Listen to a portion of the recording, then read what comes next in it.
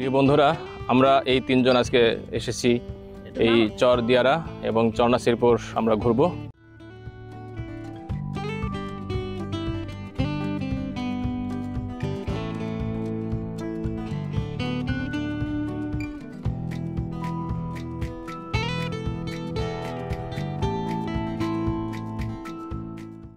তোমার পেছনে দুই পারছি যে আসছে তুই তোরা বালাসন না? হ্যাঁ, বালাসর। বালাসন কত আসলে কোন আন গেছিলে?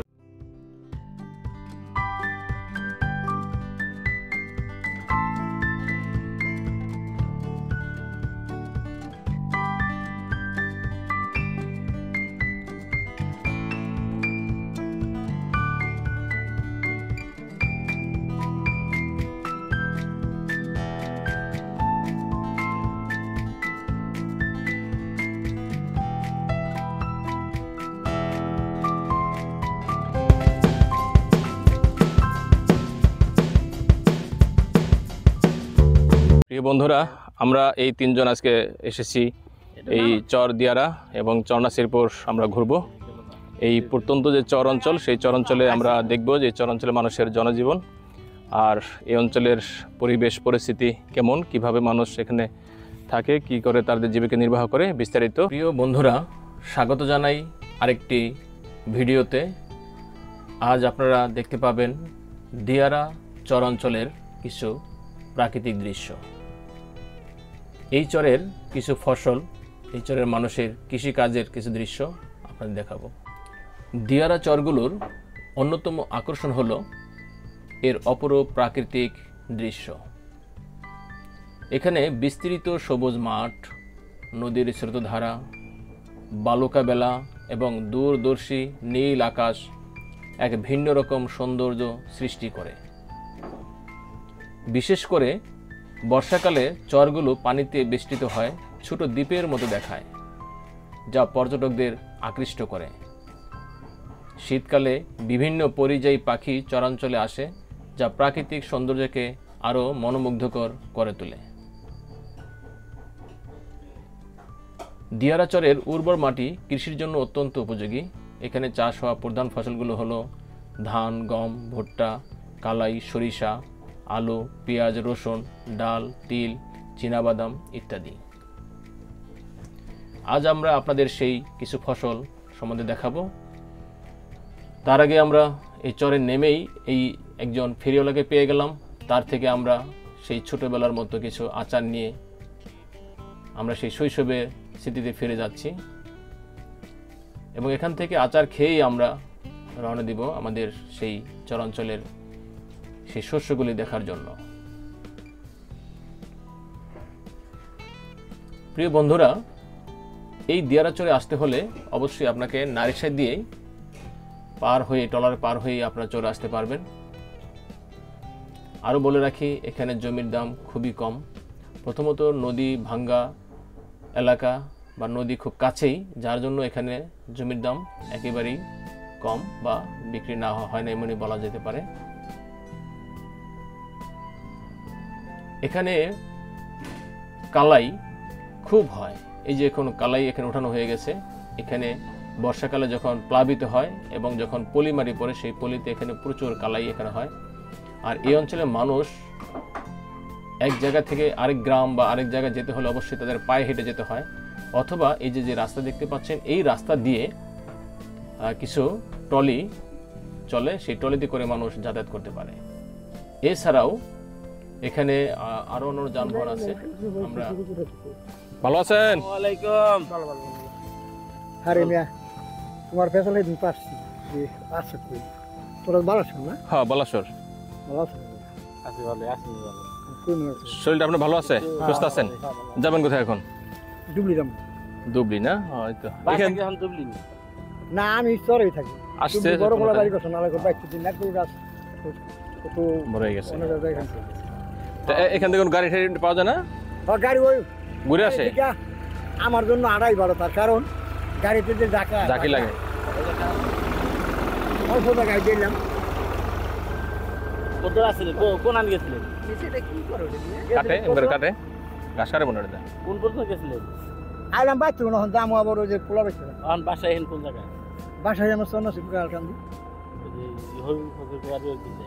ওই পুরো তো ওই যে বাজারের লোক আর ওই পারে যায় ওই যে একটা বিল পাই দাদা অন্য ওই যে আলাদা কিন্তু বাজার আছে না হারুন বাড়ি করছে না হ্যাঁ বাজারে কোন আবার একটা বিল পাই রহিম বাসা বাড়ি নেই এই কমিউনিটি লাগবো বাড়িতে এখান থেকে কমিউনিটি লাগবো কালকান যেতে আপনার এক ঘন্টা লাগবো? ওই কি 2 গ্রামে ওই 2 গ্রামের মাঝখানে আমি ওষুধের দোকান দিতে চাই কি করেন মিয়া সাহেব তোমাকে আড়া আমরা হিসাব করতাম না আপনার কতক্ষণ লাগে একরকম আর তোমাকে আড়া আপনার কতক্ষণ লাগে আপনার আসতে 1 ঘন্টা লাগে আমার ঘন্টা হিন লাগে ভাই আমরা ভদ্রলোকের সাথে কথা বলে আবার রওনা দিলাম এবং এই যে দেখুন দুধারে কলই ক্ষেত, এখানে প্রচুর কলই হয়েছে। এখানে জমিটা আবার উর্বর এবং এই উর্বর হওয়ার কারণে এখানে এই পরিমাণ শস্য এখানে আমরা দেখতে পেয়েছি এবং পাশে বোরো ধান চাষ করা হয়েছে। এখানে মূলত বোরো, আমন, ইরি ধান চাষ হয়ে থাকে। এই যে দেখুন এখানে ইরি ধানের চাষ। এই ইরি ধানের দেখলেই বোঝা যায় যে এখানে কী পরিমাণ বা কত সুন্দর, কত বেশি ফসল এখানে হতে পারে। এই যে রাস্তা কাটা হয়েছে এবং রাস্তার পাশে যে খাল, সেই খালে হাঁস সাঁতরাচ্ছে, তারই পাশে ধান ক্ষেত। অনেক সুন্দর এই দৃশ্যগুলি। এই যে দেখতে পাচ্ছেন এটি দিয়ারারই একটি গ্রাম। আমরা হাঁটতে হাঁটতে চলে আসলাম এই অঞ্চলের একটি উল্লেখযোগ্য ফসল সরিষা খেতে। প্রিয় বন্ধুরা, এই যে দেখুন সরিষা, এই সরিষা দেখলেই আপনারা বুঝতে পারবেন যে এখানকার মাটি কতটা উর্বর এবং কতটা ফসল এখানে হয়। আর এখানে জমির দামও খুব কম। সরিষার চাষ তেল উৎপাদনের জন্য গুরুত্বপূর্ণ এবং সৌন্দর্যের জন্য অনেক গুরুত্বপূর্ণ। এই সরিষা ক্ষেতে অনেক মানুষ ছবি তুলতে আসে, ভিডিও করতে আসে। সরিষার যে ক্ষেত, যেই মালিকের, তিনি বললেন অনেক মানুষই নাকি এখানে প্রতিনিয়ত আসে শুধু ছবি তোলার জন্য, সরিষা ক্ষেতে দাঁড়িয়ে একটু ছবি তুলবে। ঠিক তেমনি করে আমাদেরও মিজান ভাই সেই সরিষা ক্ষেতে দাঁড়িয়ে আছেন, তারই একটা ছবি তোলার জন্য। এই দেখতে পাচ্ছেন, এই হলো সরিষা ক্ষেত। মন জুড়িয়ে যায়, চোখ জুড়িয়ে যায় এই দিয়ারা চরের দৃশ্য যখন দেখি তখন। বন্ধুরা, আপনারা এরকম দৃশ্য দেখতে হলে অবশ্যই আপনাদের শীতকালে এই চরে আসতে হবে। এই চরে শুধু সরিষাই যে এত সুন্দর হয়েছে তা নয়, এখানে রসুন, কালোজিরা, ধনিয়া ইত্যাদি ফসলও ব্যাপক আকারে হয়েছে এবং অনেক চমৎকার হয়েছে। তবে বলে রাখি, এই চরের সবখানে কিন্তু এমন ফসল হয়নি। যেখানে বালু সেখানে কিন্তু আবার ফসল একেবারেই নেই, আর যেখানে একটু এঁটেল মাটি বা উর্বর ভূমি মাটি সেখানে এরকম ফসল। এখানে প্রচুর বাদামও হয়ে থাকে এখানে, কারণ বর্ষাকালে এখানে প্রচুর পলি পড়ে, সেই পলিতেই এরকম উর্বর ফসল এই চরে হয়ে থাকে। হাঁটতে হাঁটতে সরিষা ক্ষেত পার করেই যখন আমরা আরেকটু আসলাম, তখনই আমাদের ডান দিকে দেখতে পেলাম কলাই ক্ষেত। আর আমাদের মিজান ভাই ঘাস কাটার দৃশ্য দেখে সে নিজেও ঘাস খেতে নেমে গেল। তার সেই ছোটোবেলার কথা মনে পড়ে গেছে। এই যে দেখুন, এই ভাইয়ের কাছ থেকে কাঁচি নিয়ে নিজেই ঘাস কাটা শুরু করে দিল। অবশ্য ঘাস কাটতেছে, ভালো লাগছে।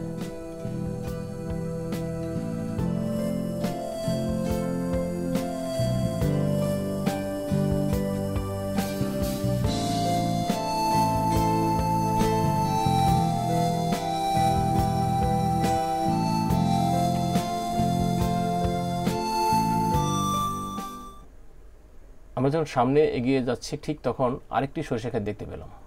এই দেখুন সেই সরিষা ক্ষেতের দৃশ্যগুলি।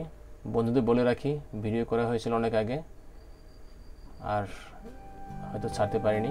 এখন সেই ভিডিও দেখাচ্ছি আপনাদেরকে।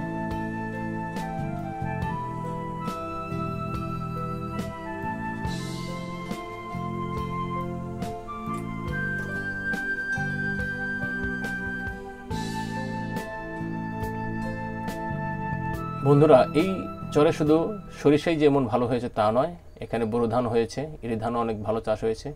এই চরাঞ্চলে গমেরও চাষ করা হয়েছে। এই যে দেখুন, এখানে একটু উঁচু ভূমি, এই উঁচু ভূমিতে অনেকে বাড়ি ঘর করে আছে, এখানে এক বাড়ি, ওখানে এক বাড়ি। এখানে কিন্তু গ্রাম করা ওইভাবে হয়নি। আর আমরা আরেকটু যখন সামনে এগিয়ে আসলাম, তখন এই যে দেখেন ট্রলি, এই ট্রলিতেই কিন্তু এই অঞ্চলে মালামাল, কৃষি যে ফসল বা মানুষও এক জায়গা থেকে আরেক জায়গায় যাওয়ার জন্য এই ট্রলিগুলি ব্যবহার করে থাকে। আমরা চরে এই যে দেখুন কলই তো দেখতে পেয়েছি, ঠিক আমরা এখানে আলু চাষও দেখতে পেয়েছি, পেঁয়াজ, রসুন, বিভিন্ন রকম কৃষির যে ফসল, সব ফসলই এই চরে হয়ে থাকে। এখানে আমরা চীনাবাদামও দেখতে পেয়েছি।